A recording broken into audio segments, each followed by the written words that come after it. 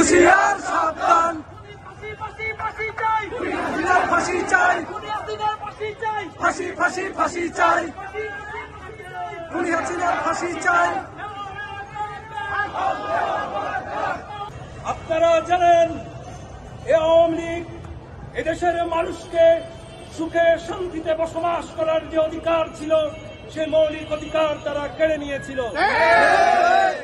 শুধু তাই নয়, উন্নয়ন প্রকল্পের নামে এদেশের সাধারণ মানুষের টাকা তারা দেশের বাহিরে পাচার করেছে।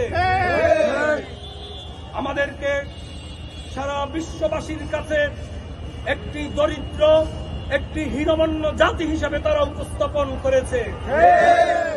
তারা এদেশের সম্পদ লুট করে, এদেশের মানুষকে কষ্টে রেখে, এদেশের মানুষকে হত্যা করে, ভারতের দাবেদারি করে আজীবন তারা ক্ষমতা থাকার তাদের রাজনীতিতে পুনর্বাসনের কথা বলে তাদেরকে আবার এই দেশের মানুষের সামনে আনার চেষ্টা করছে।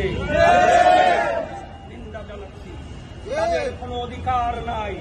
যারা এদেশের মানুষের উপরে নির্বিচারে গুলি চালাতে পারে, যারা এদেশের মানুষের ভোটাধিকারকে হরণ করতে পারে, তাদের ভোট করার কোনো অধিকার এদেশে তাদের নাই। তার নিজস্ব গতিতে চলবে।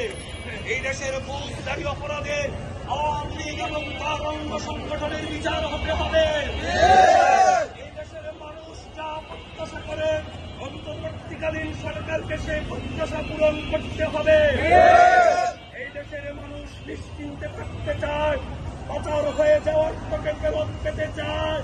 এই দেশের মানুষ নির্বিঘ্নে ভোট কেন্দ্রে গিয়ে তাদের পছন্দসই প্রার্থীকে ভোট দিতে চায়। সেই সংস্কারের মাধ্যমে জন আকাঙ্ক্ষা পূরণ করতে হবে। আমরা এই সরকারের কাছে আরো দাবি জানাই। আমরা লক্ষ্য করছি প্রশাসনে এখনো কিছু কিছু শৃঙ্খল ব্যক্তি রয়েছে যাদের কারণে সন্ত্রাসীরা আশকারা পাচ্ছে।